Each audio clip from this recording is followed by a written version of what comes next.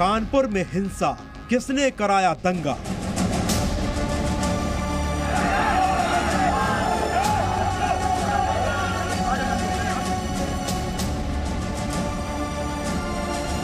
हिंसा का क्या है पीएफआई कनेक्शन?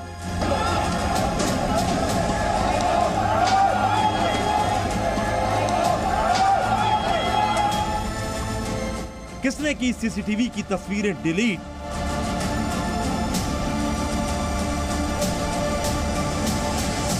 व्हाट्सएप चैट में साजिश की डिटेल।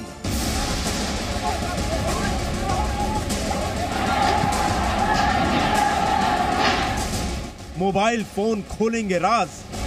आरोपी जो है वो यहाँ पर लाए गए हैं और सबसे बड़ी खबर है कि वो आरोपी। कानपुर हिंसा का स्क्रिप्ट राइटर कौन?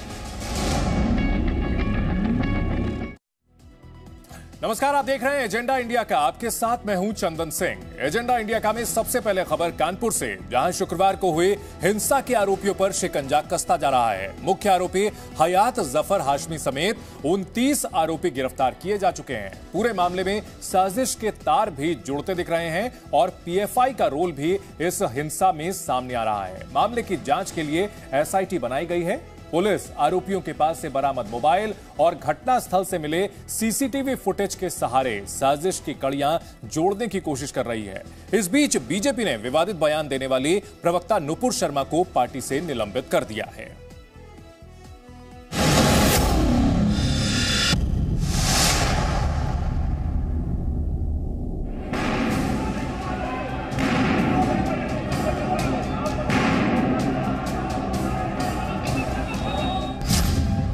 फिक्स था कानपुर का दंगा।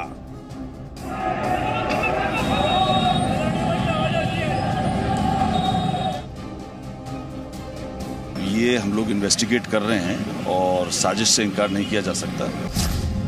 हिंसा के पीछे पीएफआई की साजिश।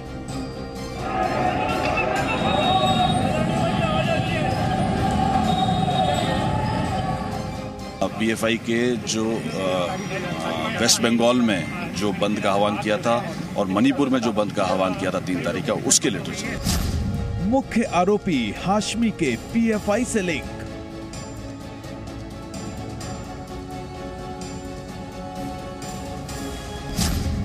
अब मोबाइल और सीसीटीवी खोलेंगे राज।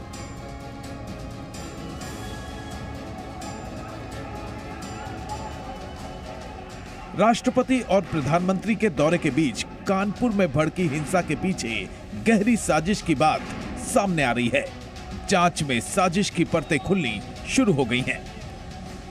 मुख्य आरोपी हयात जफर हाशमी दावा कर रहा है कि उसने विरोध प्रदर्शन और जेल भरो आंदोलन वापस ले लिया था, लेकिन जमीनी हकीकत इसके बिल्कुल उलट है।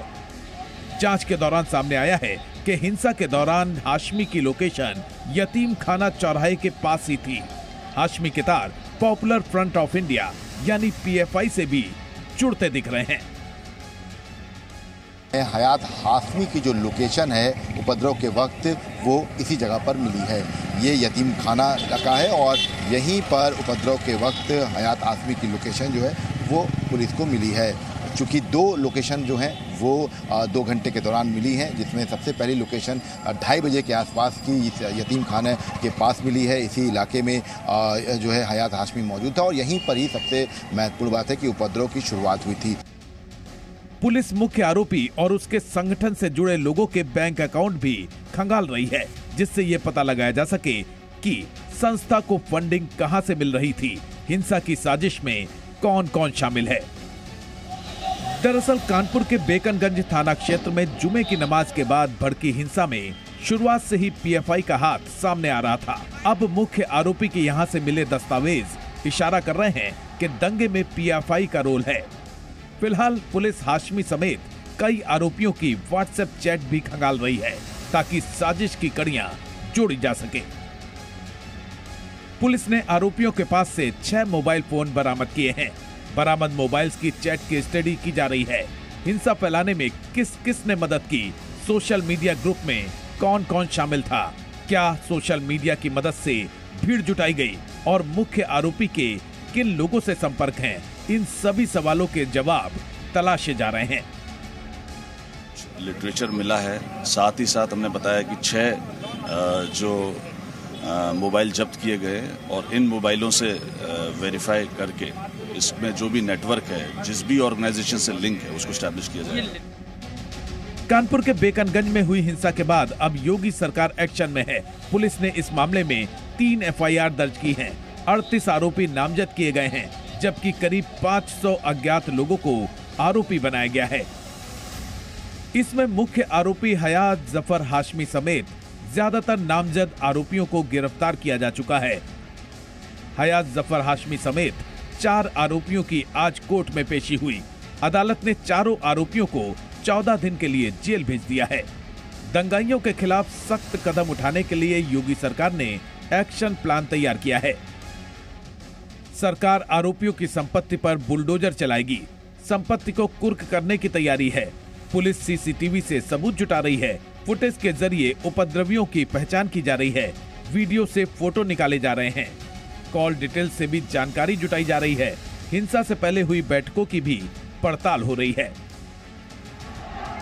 कानपुर पुलिस आरोपियों की पहचान के लिए अब तक 350 से ज्यादा वीडियो बरामद कर चुकी है। हालांकि घटना स्थल के आसपास के कुछ दुकानदार ऐसे भी हैं जिन्होंने अपनी CCTV फुटेज फॉर्मेट कर दी है, जिससे साजिश के आरोपों की पुष्टि हो रही है। पूरे इलाके के करीब 350 फुटेजों को जो है पुलिस ने खंगाला है।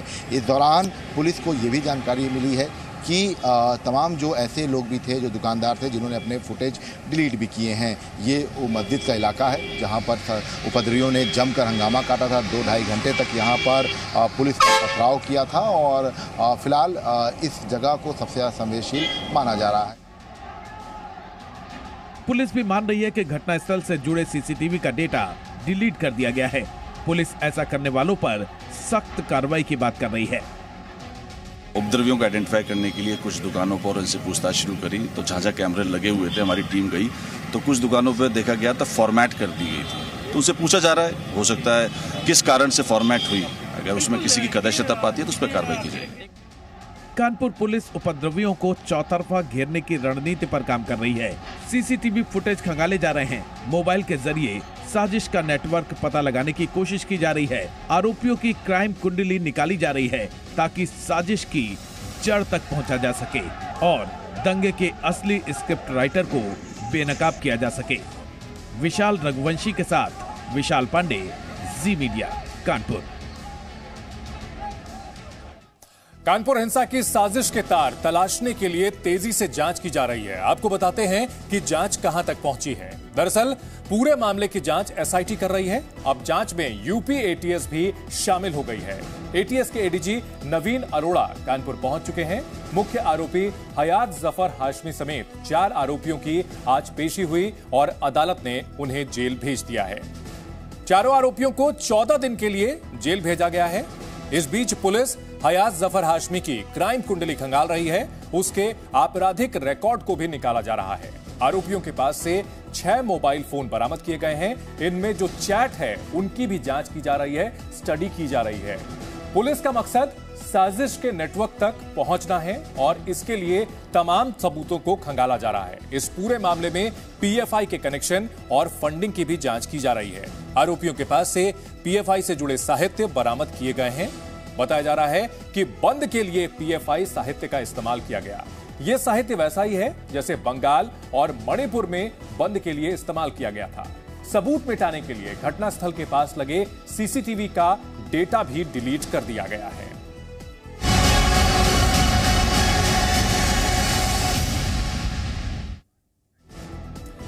जम्मू कश्मीर में आतंकियों ने हमले का तरीका बदल दिया है। सुरक्षा बलों पर सीधा हमला करने के बजाय आतंकी बेकसूर नागरिकों को निशाना बना रहे हैं। टारगेट किलिंग के लिए अब फुल टाइम नहीं बल्कि पार्ट टाइम आतंकियों का इस्तेमाल किया जा रहा है। यही नहीं, आतंकी AK-47 जैसे भारी भरकम हथियार के बजाय पॉकेट फ्रेंडली हथियारों का इस्तेमाल कर रहे हैं। आज हम आपको पार्ट टाइम आतंकियों के हथियार दिखाने जा रहे हैं। ये हथियार सुरक्षा बलों ने जब्त किए हैं। ये एक पिस्टल है कैनिक TP9 जिसका कैलिबर 9x19 mm है और ये कैनिक TP9 पिस्टल है। इसके साथ ये साइलेंसर यूज़ किया गया है तो 15% at a one time target जो है वो किल हो सकता है। अगर इसमें दोनों में आपको लगा कर देखूँ तो ये इसमें 12 वाली है मैडम। ये चाइनीज़ पिस्टल है, स्टार पिस्टल इसको बोलते हैं। जैसे आप देख सकते हैं इस पे लोगो बनाया है स्टार। जैसे इस पिस्टल के साथ जो है ये कैनिक TP9 पिस्टल है, इसके साथ एक ये साइलेंसर यूज़ किया गया है, सकते हैं।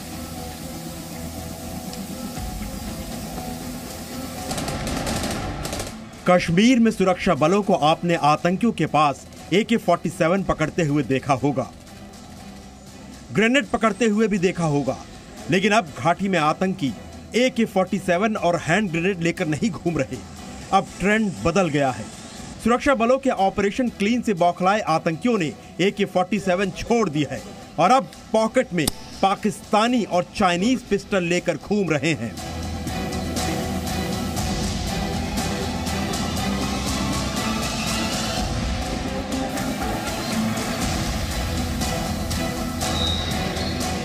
टीवी पर आप पहली बार देख रहे हैं कि नए दौर में आतंकी किस हथियार का इस्तेमाल करते हैं, कैसे करते हैं और कहां से लाते हैं।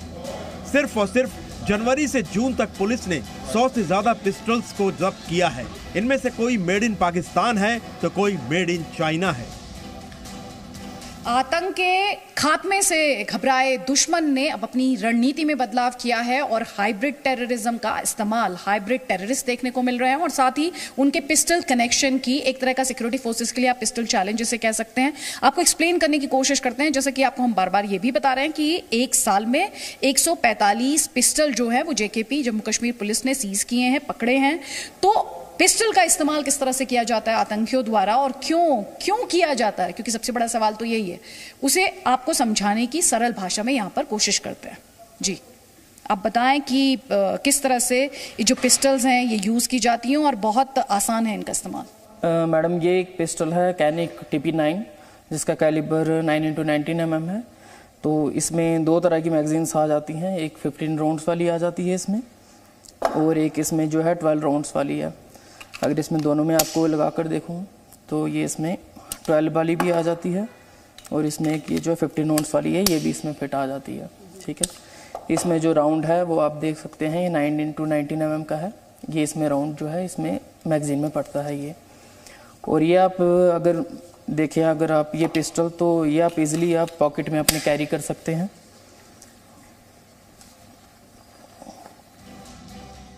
कश्मीर में आतंक के जिस नए मॉड्यूल का पता चला है उसमें फ्रीलांस आतंकी, पार्ट टाइम आतंकी और हाइब्रिड आतंकी हैं।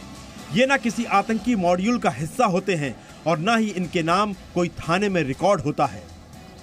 फ्रीलांस आतंकी फलवाला भी हो सकता है, सब्जी वाला भी हो सकता है, ऑफिस बॉय भी हो सकता है।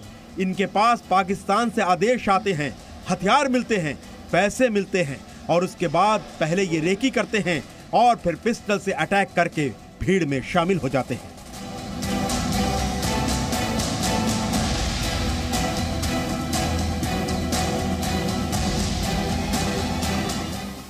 पिस्टल को पॉकेट में रखकर इस तरह से निकल जाते हैं कि जांच एजेंसियों की रडार से बाहर हो जाते हैं। हमला करने के लिए छोटे हथियार का इस्तेमाल करते हैं ताकि भागते वक्त इन्हें छिपाया जा सके। पिछले कई हमलों के बाद CCTV में आतंकी भागते हुए नजर तो आते हैं लेकिन उनके पास कोई हथियार नजर नहीं आता।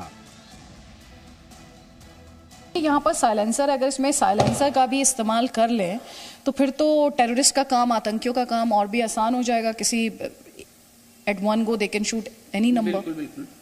आप देख सकते हैं कि जैसे इस पिस्टल के साथ जो है ये कैनिक TP9 पिस्टल है, इसके साथ एक ये साइलेंसर यूज़ किया गया है। तो अगर हम साइलेंसर इसके साथ मैगजीन अगर हम फिट कर दें इसमें तो हम इजीली किसी को भी 15 राउंड्स इसमें आते हैं तो 15% at a one time target जो है वो किल हो सकते हैं इससे। तो आगे इसका साइलेंसर है जिसकी वजह से इसकी नॉइस जो है उसकी क्वालिटी बहुत कम हो जाएगी, जिसकी वजह से किसी को पता भी नहीं चलेगा कि किलिंग हुई है। तो आप इस वाली पिस्टल के बारे में भी बता सकते हैं? ये मैडम ये चाइनीज़ पिस्टल है, स्टार पिस्टल इसको बोलते हैं। जैसा आप देख सकते हैं इस पे लोगो बना है स्टार। इसकी जो मैगजीन है ये अलग से आती है इस तरह से और इसका जो राउंड है ये है 7.6-25 mm का आता है, जिसको हम इस तरीके से आपको हम लोड करके दिखा सकते हैं। हाँ, लोड करके दिखाना। तो इसमें ऐसी करीब 15 लोड हो पाएंगी। कितनी? Yes, ma'am. अच्छा, ओके। 15 लोड करके और आप उसके बाद पिस्टल को लोड कर सकते हैं। एक बार अगर आप दिखा दे तो। इसको हम इस तरीके से लोड करते हैं मैगजीन इसकी, हम देख सकते हैं। तो और उसके बाद ट्रिगर पुल करना है वो। जी मैम, हम देख सकते हैं इसमें इसको ट्रिगर पुल करके, तो इस तरीके से ये वर्क करती है। तो आप देख सकते हैं कि क्यों टेररिस्ट द्वारा इन पिस्टल्स का इस्तेमाल किया जा रहा है। अभी आपने देखा, उन्होंने डेमो में दिखाया कि कितनी आसानी से इसे छिपाया जा सकता है। अगर आप मार्केट में चले जाएं और आपके पॉकेट में पिस्टल है, किसी को क्या पता चलेगा। और इसीलिए ये जो हाइब्रिड टेररिज्म का एक बहुत अहम हिस्सा ये पिस्टल वाला चैलेंज है। और ईजी है इसे कैरी करना, हाइड करना सबसे इंपॉर्टेंट है। हाइड करना बहुत आसान है, इसे हाइड करना और अपने टारगेट को शूट करके भाग जाना, इसीलिए इसका इस्तेमाल किया जा रहा है। साल के पहले 4 महीनों में ही कश्मीर से 100 से अधिक पिस्टल बरामद हो चुकी है। मई में 15 पिस्टल के अलावा 30 मैगजीन, 300 राउंड गोलियां और कई साइलेंसर भी बरामद किया गया था। इन पिस्टल्स को बॉर्डर पर ड्रोन के जरिए गिराया जाता है। और अब बात करते हैं महाप्रलय के ट्रेलर की।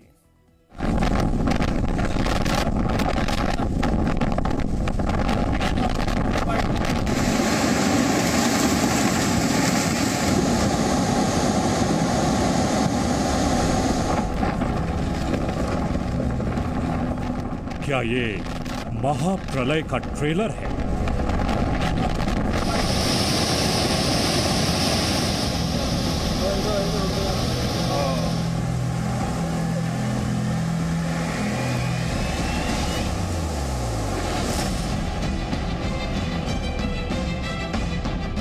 क्या पूरे विश्व में वो संकट दस्तक दे चुका है जिसका जिक्र हर धर्म के ग्रंथों में है?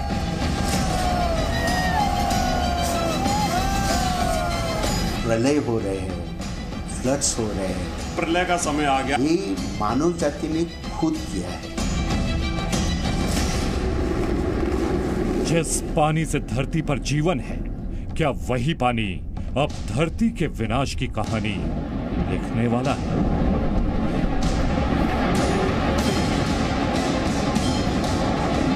पिछले 50 साल से जिस खतरे से पूरी दुनिया आंखें चुरा रही थी, क्या अब उससे आमना सामना होना तय है?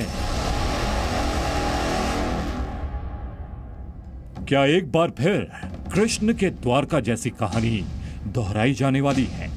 क्या लहरों को निहार कर इतराने वाले शहरों की जल समाधि होने वाली है?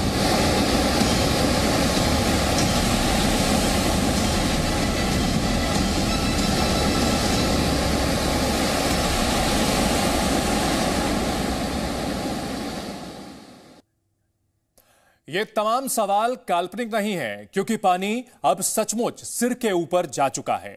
हम धार्मिक और पौराणिक ग्रंथों में जिस महाप्रलय का ब्यौरा पढ़ते सुनते आ रहे हैं, वो अब हकीकत बनकर हमारे सामने आ चुका है। ग्लोबल वार्मिंग और जलवायु परिवर्तन पर चिंता जताने के लिए 50 साल से हम विश्व पर्यावरण दिवस ही मनाते रहे।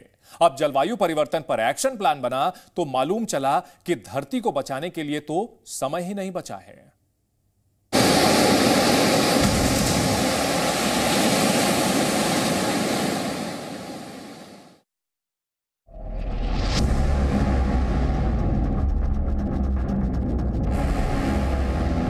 जिस तबाही को हम अब तक स्पेशल इफेक्ट्स के जरिए फिल्मों की काल्पनिक कहानी में देखते थे, अब वो भयानक सच्चाई बनकर हमारे सामने है।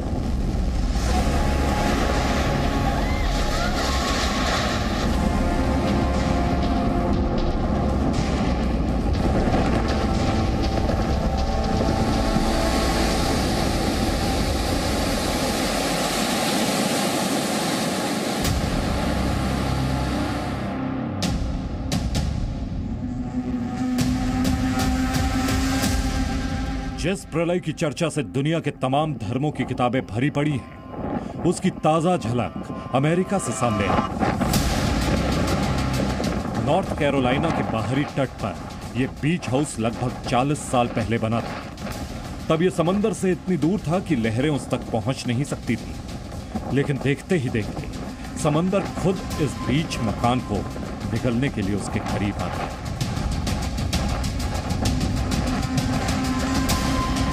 इस घटना को महाविनाश का ट्रेलर ही माना जा रहा है, क्योंकि ऐसा मंजर दुनिया के उन 2100 शहरों के लोगों को किसी भी दिन देखना पड़ सकता है जो समंदर के किनारे बसे हैं। ऐसा इसलिए होगा क्योंकि पूरी धरती पर आफत के पहाड़ टूट रहे हैं।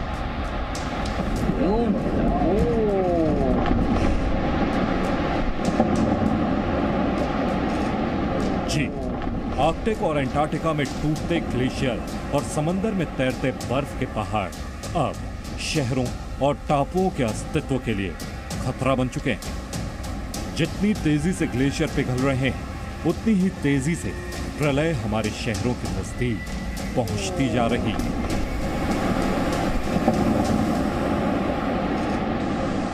अमेरिका की अंतरिक्ष एजेंसी नासा के आंकड़े बताते हैं कि वर्ष 1993 की तुलना में समंदर का जल स्तर 100.8 मिलीमीटर यानी 10 सेंटीमीटर बढ़ चुका है। समंदर में पानी का स्तर बढ़ने की यह रफ्तार बीते 2500 साल में सबसे अधिक है। स्तर बढ़ने से जो डायरेक्ट प्रभाव आपको देखने से मिलेगा कि वो है कि जितने भी तटीय इलाके हैं उनको सागर लील लेगा। मीठा पानी खारे पानी से मिक्स होता है, तो ज़्यादातर जो वेदर सिस्टम्स हैं वो सन के ऊपर, salinity of the sea water के ऊपर निर्भर करते हैं। सैलिनिटी कम होती है यानी तूफान जो हैं वो बढ़ते हैं और जो वेदर सिस्टम्स हैं वो प्रभावित होते हैं। जो हम देख रहे हैं कि हर एरिया में जो मौसम है वो पूरी तरह से अनियंत्रित हो चुका है। घोर सूखा भी पड़ रहा है और साथ ही साथ फ्लैश फ्लड्स भी आ रहे हैं, बादल भी फट रहे हैं। तो ये जो एक तरह से देखने में आ रहा है कि अनियमितता हो रही है मौसम में, उसका कारण भी ये समुद्र का जल स्तर बढ़ना है। That is really time we stop hitting the snooze button and wake up to the climate emergency. बढ़ते प्रदूषण से बढ़ती गर्मी और उस गर्मी से पिघलते ग्लेशियर का पानी समंदर में आकर कितना कहर बरपा सकता है, इसकी जिंदा मिसाल मालदीव। 1000 से ज्यादा छोटे बड़े टापुओं से बना मालदीव पिछले 2 दशक से विश्व के सामने गुहार लगा रहा है कि उसे डूबने से बचा लिया जाए। It will be too late for the Maldives. For some, loss and damage may be the beginning of conversation and dialogue, but for us, this is a matter of survival. So while we recognize the foundations that this outcome provides, please do us the courtesy to acknowledge that it does not bring hope to our hearts, but serves as yet another conversation where we put our homes on the line, while those who have other options decide how quickly they want to act, save those who don't. I would like to remind us all that we have 98 months to halve global emissions. The difference between 1.5 and 2 degrees is a death sentence for us. समंदर के बढ़ते पानी से मालदीव के टापू सिकुड़ रहे हैं और जो जमीन बची है उसका पानी खारा हो चुका है। अगर आप भूल गए हो तो याद दिला दें कि वर्ष 2014 में डूबते मालदीव को प्यास से बचाने के लिए भारत को अपनी नौसेना के जहाजों से पानी भेजना पड़ा था।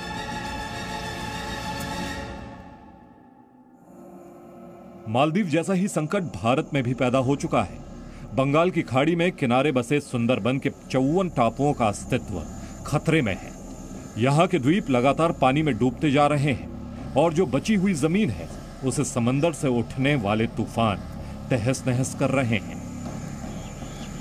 छोटा हो गया द्वीप और हम लोग का बहुत समस्या होता है और आदमी लोग का खाना नहीं होता है, जमीन चला जाता है नदी में, सब छोटा हो गया और आदमी बहुत चला गया। ऐसा ही हाल न्यूयॉर्क, मुंबई, चेन्नई, टोक्यो और लंदन जैसे दुनिया के तमाम बड़े शहरों का हो सकता है। ये शहर जिस वक्त बसाए गए थे तब समंदर दूर था, लेकिन अब समंदर इन शहरों की जमीन खा रहा है और मुसीबत इन शहरों में बसी दुनिया की लगभग 40% आबादी के सिर पर मंडरा रही है। ब्यूरो रिपोर्ट, जी मीडिया। एक बात पूरी दुनिया मान चुकी है कि अब कोई मौसम कहीं भी सामान्य नहीं होता। सर्दियां आती हैं तो बर्फबारी हर साल रिकॉर्ड तोड़ देती है। गर्मी वक्त से पहले और भीषण पड़ने लगी है। जंगलों में आग लगने की घटनाएं बेतहाशा बढ़ती जा रही हैं और इन सब की वजह एक ही है, क्लाइमेट चेंज यानी जलवायु परिवर्तन। इसे पृथ्वी पर प्रलय की वजह माना जा रहा है, जिसकी शुरुआत समंदर किनारे बसे शहरों से हो चुकी है।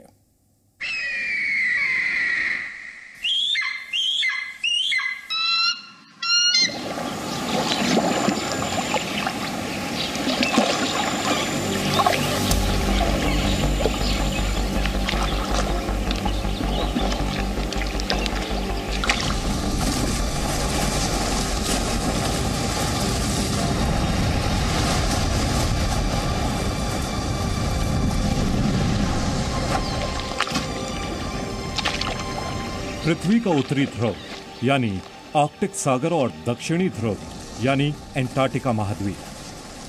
सफेद बर्फ से ढके इस इलाके में पेड़ पौधों का हरा और पानी का नीला रंग धरती के लिए बड़े अपशकुन का संकेत माना जाता है और पिछले कई साल से अंटार्कटिका में यही अपशकुन बार बार दिख रहा है। यहां के ग्लेशियर की बर्फ पहले धीरे धीरे पिघलती थी और बर्फ पर फिसलते हुए वही पानी नदियों में जाकर लोगों की प्यास बुझाता था, लेकिन अब वहां बर्फ गिरने में लगातार कमी आ रही है।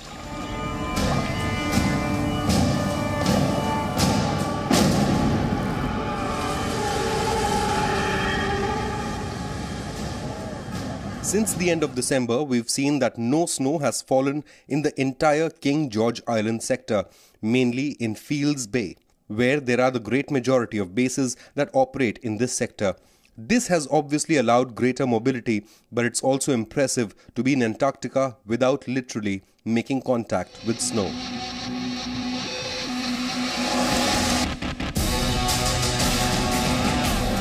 पूरी दुनिया के मौसम में भयानक उथल-पुथल भी कार्बन उत्सर्जन ही है, जिससे धरती का माथा कितनी तेजी से गर्म हो रहा है। इस बारे में अमेरिका की मौसम और समुद्र विज्ञान एजेंसी की रिपोर्ट पर गौर कीजिए।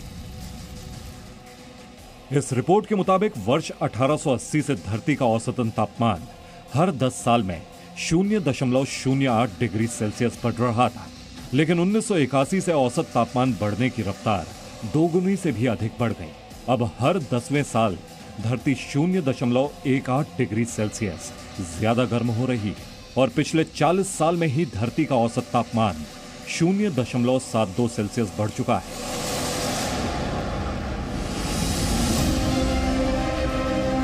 हम इंसान तो बढ़ती गर्मी को जैसे तैसे बर्दाश्त कर लेते हैं, लेकिन बढ़ती गर्मी धरती के ग्लेशियरों के लिए मौत बन चुकी है। अब ग्लेशियर खत्म, धरती पर जीवन के लिए संकट। और तेजी से पिघलते ग्लेशियर का जितना पानी नदियों में आ रहा है, उसे स्टोर करने का कोई जरिया नहीं है। वो पानी उतनी ही तेजी से समंदर में जा रहा है, जिससे समंदर का जल स्तर बढ़ रहा है। पर्यावरण के लिए काम करने वाली अमेरिका की संस्था अर्थ 911 के मुताबिक अगर साल 2030 तक दुनिया के सभी देशों ने कार्बन उत्सर्जन में कमी करने का लक्ष्य पूरा भी कर लिया, तो भी समंदर का जल स्तर बढ़ना तुरंत बंद नहीं होने वाला। तब भी वर्ष 2050 तक समंदर का जल स्तर 12 इंच बढ़ सकता है। अगर कार्बन उत्सर्जन में कमी नहीं आई, तो वर्ष 2050 तक समंदर का जल स्तर 5 फीट तक बढ़ सकता है। ऐसा हुआ तो न्यूयॉर्क के दोनों इंटरनेशनल एयरपोर्ट और 9/11 मेमोरियल पार्क भी पानी में डूब जाएगा। मुंबई का बड़ा इलाका भी समंदर में होगा। टोक्यो डूबेगा। एम्स्टर्डम और मिस्र का अलेक्जेंड्रिया शहर डूब जाएगा। और जो शहर टापुओं से बने हैं, उनके बहुत से टापुओं का नामो निशान भी मिट जाएगा। अमेरिका में तो लोगों ने अब समंदर किनारे बने मकानों को ऊंचा करना भी शुरू कर दिया है। जिनके पास ये तकनीक और संसाधन नहीं है, वो अपने रहने के लिए दूसरी जगह घर ढूंढ रहे हैं। हालांकि समंदर में पैदा हो चुके विनाश को मात देना फिर भी मुश्किल है, क्योंकि मुंबई, न्यूयॉर्क, कोलकाता और टोक्यो जैसे शहरों को समंदर से दूर रखने के लिए जगह कहां है। सबसे पहले तो जल स्तर बढ़ने से जो डायरेक्ट प्रभाव आपको देखने से मिलेगा कि वो है कि जितने भी तटीय इलाके हैं उनको सागर लील लेगा और वहाँ पर रहने वालों लोगों का जीवन जो है वो डायरेक्ट रूप से प्रभावित होगा। चेन्नई का वाटर टेबल लगभग 0 हो चुका है। आप विशाखापट्टनम की तरफ देखें, आप किसी भी तटीय इलाका और बड़े शहरों को तो छोड़ दें, बहुत सारी जो हमारी जनसंख्या है वो तटीय क्षेत्रों में छोटे छोटे इलाकों में रह रही है मछुआरों के रूप में। उनका जीवन पूरी तरह अस्त व्यस्त होने वाला है। बॉम्बे में जो जलस्तर बढ़ने से जो एग्जिस्टिंग बिल्डिंग है उसको खतरा तो आएगा ही, उसको स्ट्रेंथनिंग कर सकते हैं, लेकिन उसके लिए कोई टेक्नोलॉजी आज तक नहीं बना है। और नए बिल्डिंग को डेफिनेटली ऊंचा कर सकते हैं, तो उसके ऊपर बातचीत चल रहा है। सुन लीजिए पानी का लेवल बढ़ गया और पानी भरके हुआ है, तो उसको रीस्ट्रेंथनिंग करते हैं।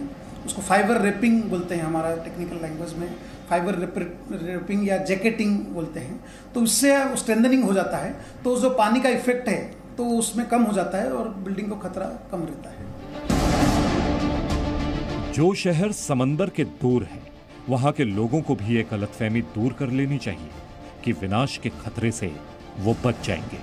पिघलते ग्लेशियर का जो पानी समंदर का जलस्तर बढ़ाकर शहरों को डुबोने निकल पड़ा है, वही पानी बाकी शहरों, कस्बों और गांवों में आसमान से तबाही बनकर हमला करेगा।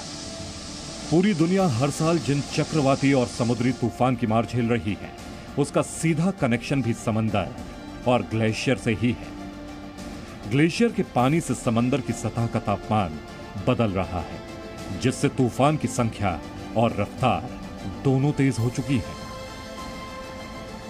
ब्यूरो रिपोर्ट, जी मीडिया। जल प्रलय का जो खतरा पूरी दुनिया पर मंडरा रहा है, उसकी आशंका हजारों साल पहले ही जता दी गई थी।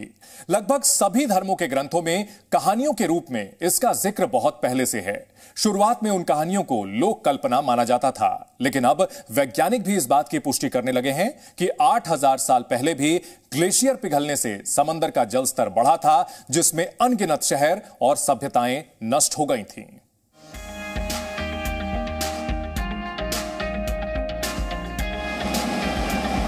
हिंद महासागर में खंभात की खाड़ी के पास बसा गुजरात का द्वारका, पौराणिक कथाओं की वही द्वारका जिसे द्वापर युग में श्री कृष्ण ने बसाया था। उनके देहावसान के बाद द्वारका समुद्र में डूब गई। इस पौराणिक मान्यता को काल्पनिक मान लिया गया, क्योंकि समुद्र में डूबी द्वारका का कोई सबूत नहीं था। लेकिन वर्ष 1963 में भारतीय पुरातत्व विभाग की समुद्र में खोज करने वाली इकाई ने मौजूदा द्वारकाधीश मंदिर से ही थोड़ी दूरी पर समंदर की गहराई में कृष्ण की बसाई द्वारका के अवशेष ढूंढ निकाले। ये खोज अब तक पूरी नहीं हुई है, लेकिन अब इसमें किसी को शक नहीं कि लगभग 7-8 हजार साल पहले एक शहर था जो समंदर में समा गया। द्वारका के समंदर में समाने की साफ साफ वजह तो किसी को नहीं पता, लेकिन ज्यादातर समुद्र वैज्ञानिक इस बात से सहमत हैं कि समंदर का जलस्तर बढ़ने की वजह से ऐसा हुआ होगा। समंदर का रहस्य सुलझाने की कोशिश में जुटे वैज्ञानिकों की आम राय है कि अब से लगभग 7-8 हजार साल पहले ग्लेशियर पिघलने की वजह से समंदर का जलस्तर बढ़ा, जिसमें बहुत से इलाके डूब गए। 1997 में अमेरिका और बुल्गारिया के 3 वैज्ञानिकों ने काला सागर पर एक रिसर्च की, जिसमें यह निष्कर्ष निकाला गया था ग्लेशियर पिघलने से काला सागर, कैस्पियन सागर और भूमध्य सागर का जलस्तर बहुत बढ़ गया था।